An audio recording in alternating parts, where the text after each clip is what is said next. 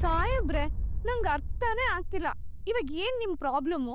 ಹಾ ಸರಿ, ಇವಾಗ ನೀವ್ ಹೇಳ್ದಾಗೆ ತಿಳ್ಕೊಳ್ಳೋಣ. ವಂಶಿ ನನ್ನ ಹಿಂದೆ ಬಿದ್ದಿದ್ದಾರೆ. ಇವಾಗ ನಿಮ್ದೇನದ್ರಿಂದ? ನಾನೇನ್ ನಿಮ್ ನಿಜವಾದ ಹೆಂಡತಿ ಅಲ್ಲ ಅಲ್ವಾ ಸಾಹೇಬ್ರೆ? ಮತ್ ಯಾಕೆ ನೀವು ಇಷ್ಟೊಂದು ಬೇಜಾರು ಮಾಡ್ಕೋತಾ ಇದ್ದೀರಾ?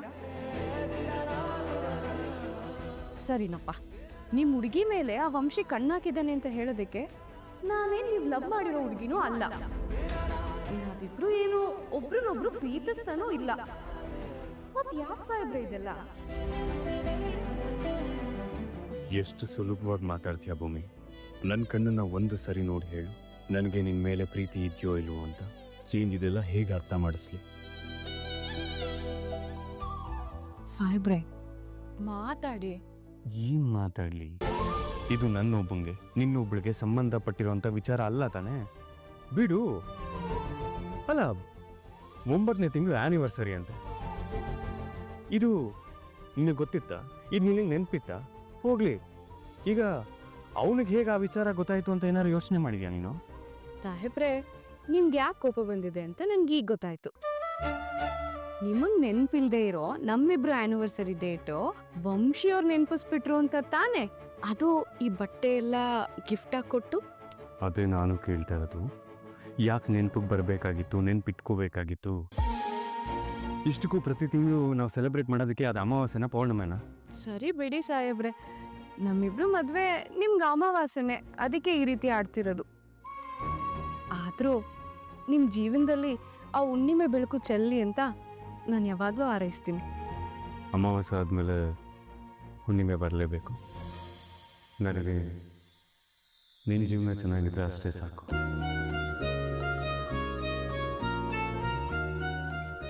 ಸಾಹೇಬ್ರೆ, ನನಗೆ ಚೆನ್ನಾಗಿ ಗೊತ್ತು, ನಾನು ನಿಮ್ಮ ಆಶ್ರಯದಲ್ಲಿ ಇರೋವರೆಗೂ ನನ್ಗೆ ಯಾವುದೇ ರೀತಿ ತೊಂದರೆ ಆಗಬಾರ್ದು ಅನ್ನೋದೇ ನಿಮ್ಮ ಉದ್ದೇಶ ಅಲ್ವಾ?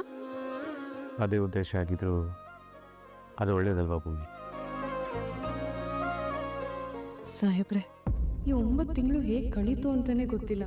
ಇನ್ನು ಇಬ್ಬರಿಗೆ ಕುಳಿತಿರೋದು ಬರೀ 3 ತಿಂಗಳು.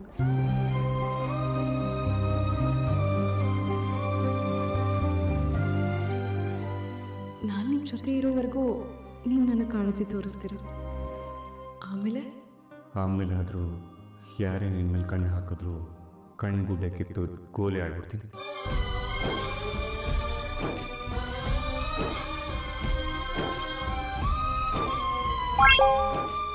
ಕೋಪ ಮಾಡ್ಕೋಬಾರ್ದು ಸಾಹೇಬ್ರೆ. ನಾನು ನಿಮ್ಗೆ ಯಾವಾಗಲೂ ಹೇಳಿಲ್ವಾ ನೀವು ಕೋಪ ಮಾಡ್ಕೊಂಡ್ರೆ ಚೆನ್ನಾಗಿ ಕಾಣಲ್ಲ ಅಂತ? ನನಗೆ ಚೆನ್ನಾಗಿ ಗೊತ್ತು, ನಮ್ಮ ಅಜಿತ್ ಸಾಹೇಬ್ರು ಮನೆಯವ್ರ ಖುಷಿಗೋಸ್ಕರ ಏನ್ ಬೇಕಾದ್ರೂ ಮಾಡಕ್ ರೆಡಿ ಇರ್ತಾರೆ ಅಂತ. ಅಂಥದ್ರಲ್ಲಿ ಇದೊಂದು ಚಿಕ್ಕ ವಿಷಯಪ್ಪ, ಇದಕ್ಕೆ ಯಾರಾದ್ರೂ ಇಷ್ಟು ಕೋಪ ಮಾಡ್ಕೋತಾರಾ? ಸಾಹೇಬ್ರೆ ಪ್ಲೀಸ್ ಸಾಹೇಬ್ರೆ ಒಪ್ಕೊಳ್ಳಿ. ಇಲ್ಲ ಭೂಮಿ, ನನಗಾಗಲ್ಲ.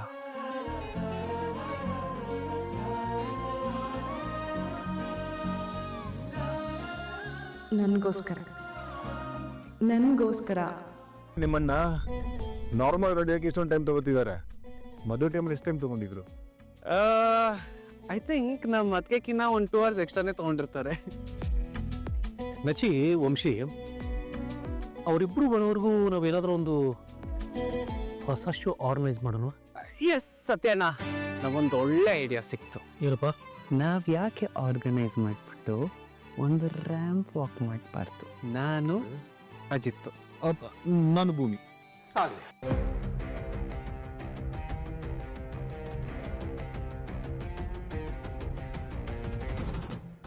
ನಾನು ಅಜಿತ್ ರಾಮನಾರಾಯಣ್.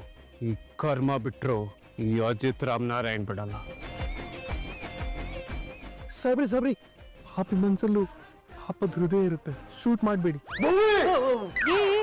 ಇನ್ನು ಅವ್ರಿಬ್ರೇನಾ?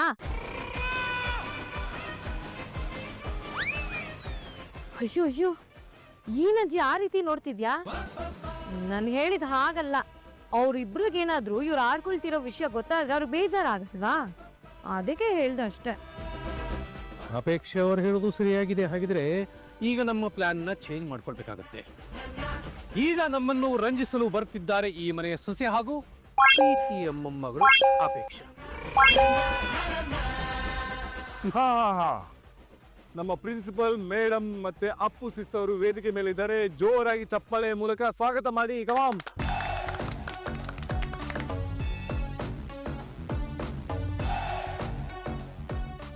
ಅಬ್ಬಬ್ಬಬ್ಬಬ್ಬ. ಇವಾಗ ನಮ್ಮ ಪ್ರಿನ್ಸಿಪಲ್ ಮೇಡಮ್ ಅವ್ರು ಬರ್ತಾರೆ. ಮೇಡಮ್ ಅವ್ರಿಗೆ ಬರೋಲ್ಲ ಅನ್ಸುತ್ತೆ. 1 ಸೆಕೆಂಡ್. ಇಲ್ವಲ್ಲ ಅವರಿಬ್ರು, ನಾನು ನೋಡ್ಕೊಂಡ್ ಬರ್ತೀನಿ. ಡಾರ್ಲಿಂಗ್, ಪಾಪ ಆರಾಮಾಗಿ ರೆಡಿಯಾಗಿ ಬರಲಿ. ಅಲ್ಲಿವರೆಗೂ ನಜಿ ಅವ್ರು ಬರೋಷ್ಟರಲ್ಲಿ ಎಲ್ಲ ಅರೇಂಜ್ ಮಾಡೋಣ ಬಾ. ಹೋಗಿ. ನಾನು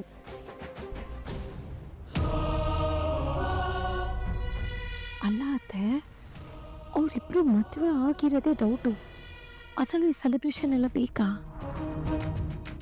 ಅಪ್ಪು, ಅದನ್ನು ತಿಳ್ಕೊಳಕ್ಕೆ ಇದು ಸರಿಯಾದ ಸಮಯ. ಹೇಗೆ ಅತ್ತೆ? ಗಂಡ ಹೆಂಡತಿಗೆ ಆಟ ಆಡಿಸ್ತೀನಿ ಅಂತ ಆಡಿಸೋ. ಅದರಲ್ಲಿ ಯಾರು ಮೊದಲು ಪ್ರಪೋಸ್ ಮಾಡಿದ್ದು, ಯಾವ ಕಲರ್ ಇಷ್ಟ ಅಂತ ನಿನಗಿರೋ ಅನುಮಾನಗಳನ್ನೆಲ್ಲ ಪ್ರಶ್ನೆಗಳ ರೂಪದಲ್ಲಿ ಕೇಳ್ತಾ ಹೋಗು. ಅಯ್ಯೋ ಬಿಡತ್ತೆ, ನಾನು ಆ ರೀತಿ ಮಾಡಿದ್ರೆ ಅಮ್ಮ ಬೈತಾಳೆ. ಓಕೆ, ನೀನು ಪ್ರಶ್ನೆ ಕೇಳಿದ್ರೆ ತಾನೇ ನಿಮ್ಮ ಅಮ್ಮ ಬೈಯೋದು. ಒಂದು ಕೆಲಸ ಮಾಡು, ಏನೇನು ಕೇಳಬೇಕು ಅದನ್ನೆಲ್ಲ ಚೀಟಿಯಲ್ಲಿ ಬರೆದು ಹಾಕ್ಬೇಡ. ಚೀಟಿ ಎತ್ತದವರು ಪ್ರಶ್ನೆಗೆ ಉತ್ತರ ಕೊಡಬೇಕು ಅಂತ ಹೇಳು. ಹೌದಲ್ವಾ? ಅವಾಗ ನಾನು ಅಂತ ಗೊತ್ತಾಗೋದೇ ಇಲ್ಲ. ಥ್ಯಾಂಕ್ ಯು ಅತ್ತೆ. ಜಾಣ್, ಇವತ್ತು ಅವರಿಬ್ರು ಮುಕ್ಕೋಡನ ಹೇಗೆ ಕಳಿಸ್ತೀನಿ ಅಂತ ನೋಡ್ತಾ ಇರಿ ಅತ್ತೆ.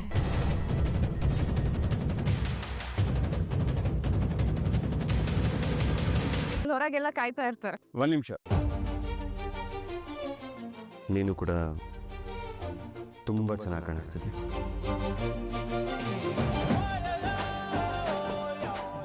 ಐ ಥಿಂಕ್ ನನ್ನ ದೃಷ್ಟಿನೇ ಆಗ್ಬಿಡುತ್ತೆ. ದೃಷ್ಟಿನ? ಹಾಗಾದ್ರೆ ಮೊದಲು ದೃಷ್ಟಿ ತಗ್ಸ್ಕೋಬೇಕು, ಆಮೇಲೆ ಯಾಕೆ ಬೇಕಪ್ಪ? ನಾನು ಸೀರಿಯಸ್ ಆಗಿ ಹೇಳಿದ್ದು. ಅಯ್ಯೋ ಹೌದಾ?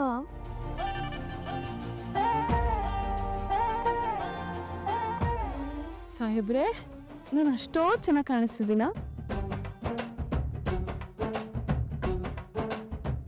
ಸಾಹೇಬ್ರೆ, ಈ ಭೂಮಿನೂ ಹಾಗೆ, ಯಾವ ಡ್ರೆಸ್ ಹಾಕಿದ್ರು ಚೆನ್ನಾಗಿ ಕಾಣಿಸ್ತವೆ. ಅಬ್ಬಬ್ಬಬ್ಬಬ್ಬಾ, ಏನ್ ಬ್ಯೂಟಿ, ಏನ್ ಆಟಿಟ್ಯೂಡು, ಸೂಪರ್. ಸಾಹೇಬ್ರೆ ಬನ್ನಿ, ಹೊಡೋಣ, ಲೇಟ್ ಆಗ್ಬಿಡುತ್ತೆ, ಬನ್ನಿ.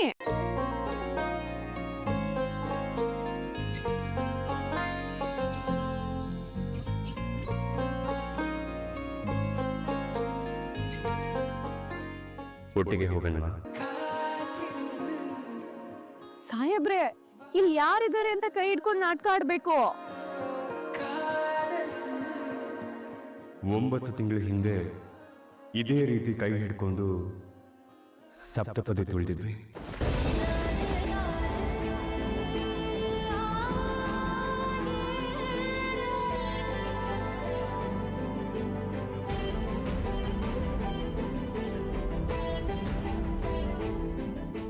ನೀನು ಹೇಳ್ದ ಹಾಗೆ 9 ತಿಂಗಳು ಹೇಗೆ ಕಳೆದೋಯ್ತೋ ಗೊತ್ತಾಗಲಿಲ್ಲ.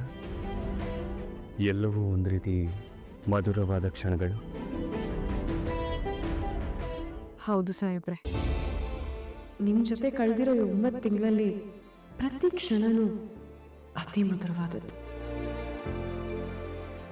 ಮತ್ತೆ ಈ ರೀತಿ ಕೈ ಹಿಡಿದು ನಡೆಯೋ ಸಂದರ್ಭ ಬರುತ್ತೋ ಇಲ್ವೋ ಗೊತ್ತಿಲ್ಲ. ಛೇ, ಈ ಪರೀಕ್ಷೆಗಳೆಲ್ಲ ಯಾಕೋ. ಸಾಹೇಬ್ರೆ, ಈ ಪರೀಕ್ಷೆ ಎಲ್ಲ ಯಾರು ಬರೀತಾ ಇರೋದು? ನಾವಿಬ್ರೆ. ನೀನು ದಡ್ಡಿ, ನಾನು ಸತ ದಡ್ಡ. ಓ ಸಾಹೇಬ್ರೆ, ನಂಗೆ ಈಗ ಗೊತ್ತಾಯ್ತು. ಮನೇಲಿ ಎಲ್ರಿಗೂ ನಮ್ಮ ಮದ್ವೆ ಅಭಿಪ್ರಾಯ ಹಾಗೆ ಇರ್ಲಿ ಅನ್ನತ್ತಾನೆ ನಿಮ್ಮ ಉದ್ದೇಶ. ಸಾಹೇಬ್ರೆ, ನಿಮ್ಗೂ ನಾನ್ ನಿಮ್ ಕಾಂಟ್ರಾಕ್ಟ್ ವೈಫ್ ಅನ್ನೋದ್ ನೆನಪೇ ಆಗ್ಬಾರ್ದು. ಆ ರೀತಿ ಇರ್ತೀನಿ ನೋಡಿ. ನನ್ನೊಳಗೆ ನೀನು ಉಸಿರಾದ ನೀ, ನಿನ್ನೊಳಗೆ ನಾನು ಶರಣಾದೆನ. ಪ್ರತಿ ಹರುಷದಲ್ಲೂ, ಪ್ರತಿ ವಿರಸದಲ್ಲೂ, ಪ್ರತಿ ಮನಸ್ಸಿನಲ್ಲೂ, ಮನೆ ಮನೆಯಲ್ಲೂ ಬೇವು ಬೆಲ್ಲ ಸೇರಿ ಜೀವನ